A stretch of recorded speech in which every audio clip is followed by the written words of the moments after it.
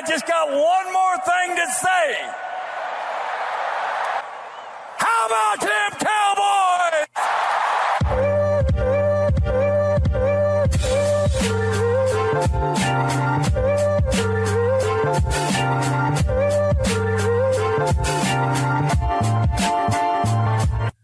What's going on, Cowboy Nation and Angry Cowboy fans around the world?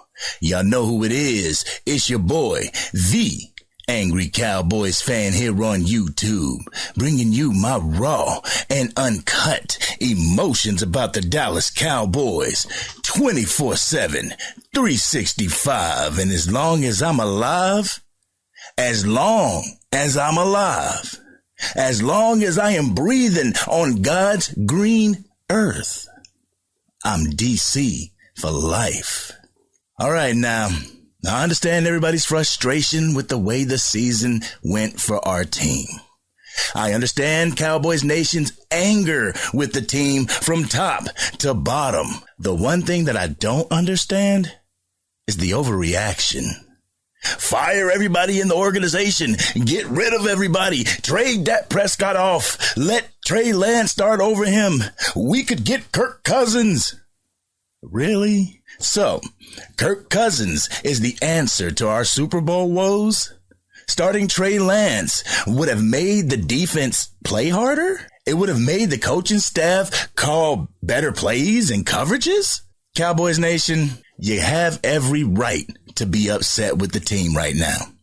The 4- and 3-letter networks have every right to fire off at the Dallas Cowboys today until the next season starts. If the team earned anything yesterday, they earned the heckling and the criticism that comes with a historic loss at home. The offense, the defense, the special teams, the coaching staff, and the owner, Jerry Jones. Y'all deserve the work that has been coming your way. Unfortunately, Cowboys Nation has to endure the heckling from rival fan bases just for having faith in their team and being let down yet again. The questions in Cowboys Nation and the 4- and 3-letter networks are, should they let go of Mike McCarthy and Dak Prescott? I actually came across 2 clips dealing with this subject. One clip is from Gerald McCoy from the NFL Network, and the other is from Rich Eisen from the NFL Game Day and the Eisen Show on Roku. So, we're going to take a listen to what both these gentlemen had to say, and we're going to come back and unpack my raw and uncut. I'm going to start off with how a lot of you Cowboys fans feel right now. Take it away, Gerald McCoy.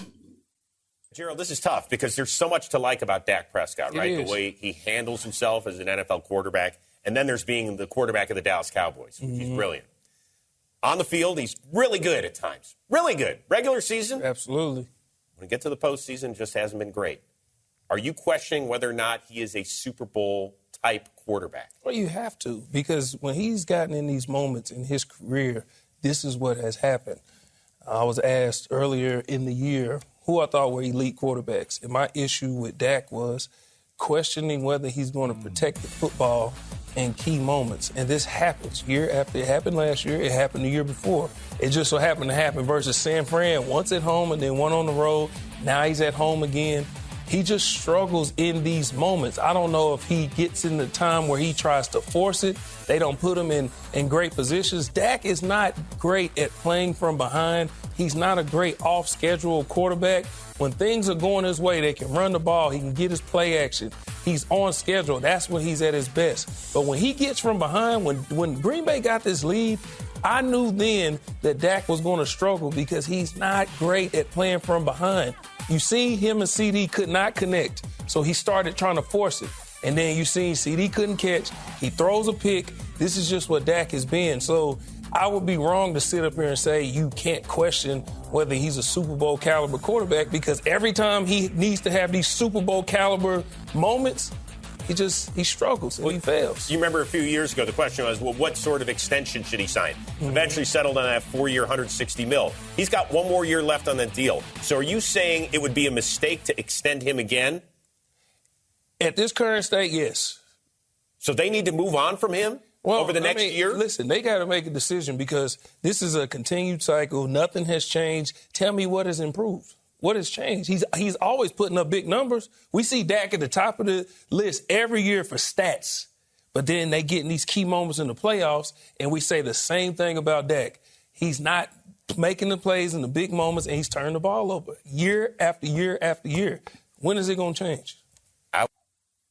Man, this man, Gerald McCoy, told us nothing but facts in that clip. Dak Prescott, he's a great talent. With the right people around him, he can have an MVP type season. For some reason, it doesn't translate into the postseason.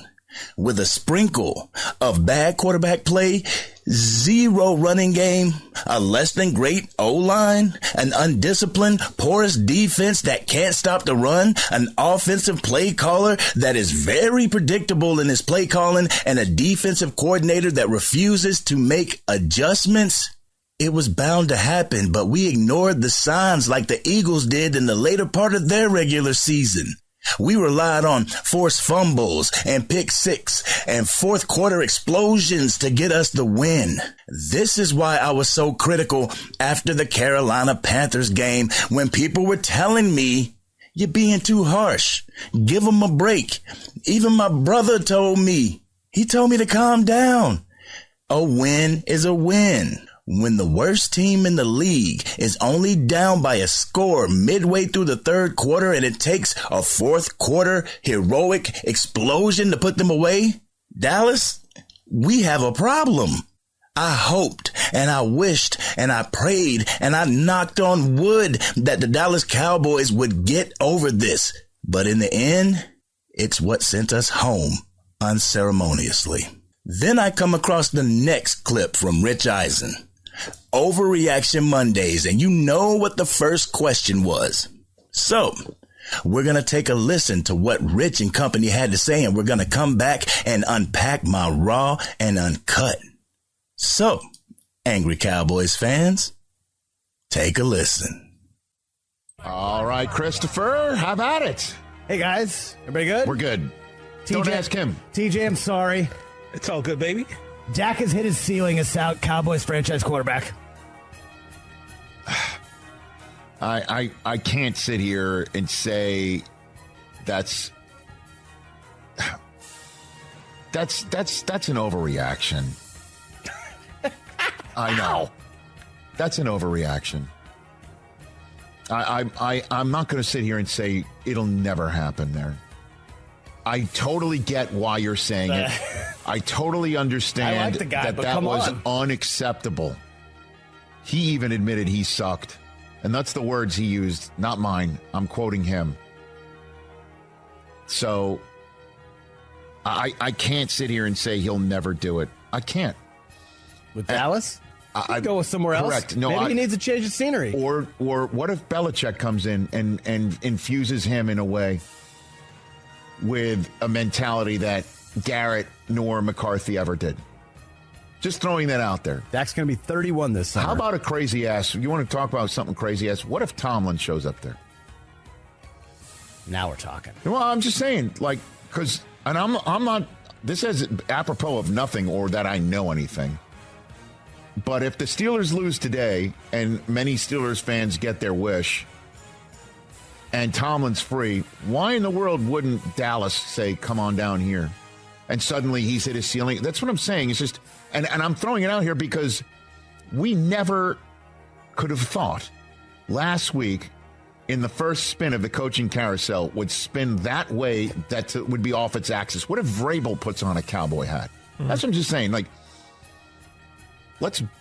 or whatever happens there, McCarthy stays, they dial up the plays, and something else happens where they draft somebody who's so damn special, takes him the distance, and maybe a running back, because Pollard did not provide the punch that I thought it would be. I'm not blaming him. There's enough to go around. I'm just saying that I can't sit here today and say this is a proper, complete, and total accurate way of looking at it. So I'll call this an overreaction at the moment.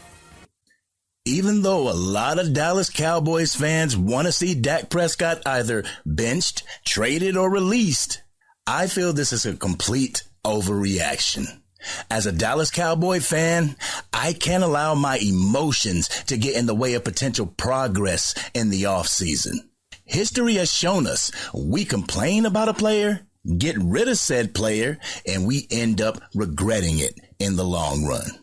Case in point, Amari Cooper, Zeke Elliott, hell, even Cedric Wilson to the Miami Dolphins. Do y'all remember signing Danny Amendola as an undrafted free agent in 2008? He sat on the practice squad for a year, then we cut him.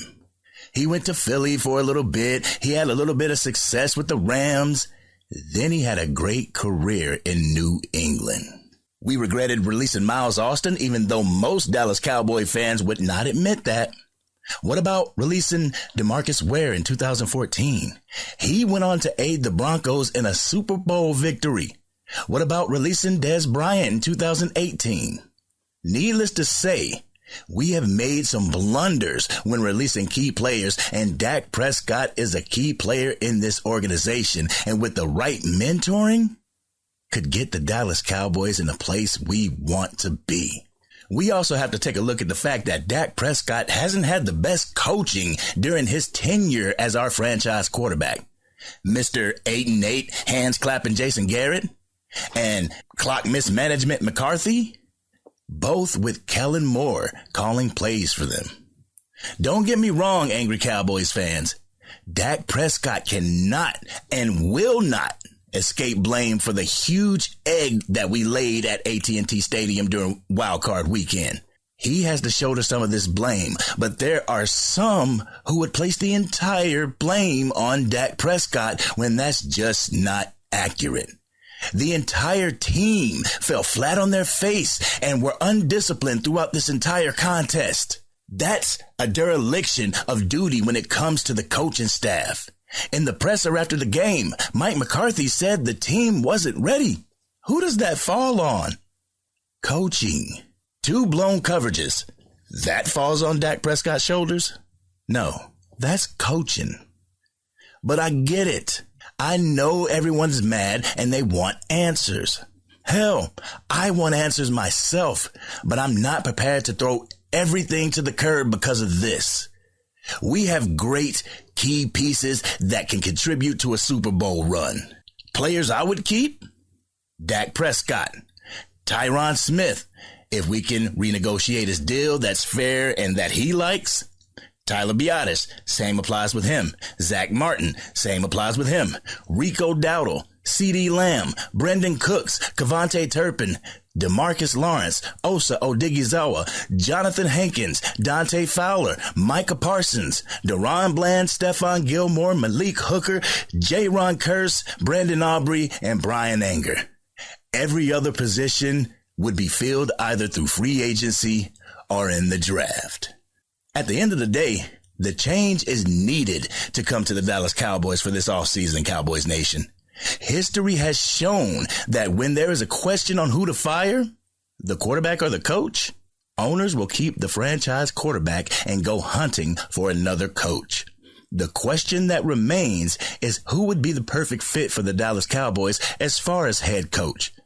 Would Mike Vrabel work for the Dallas Cowboys system?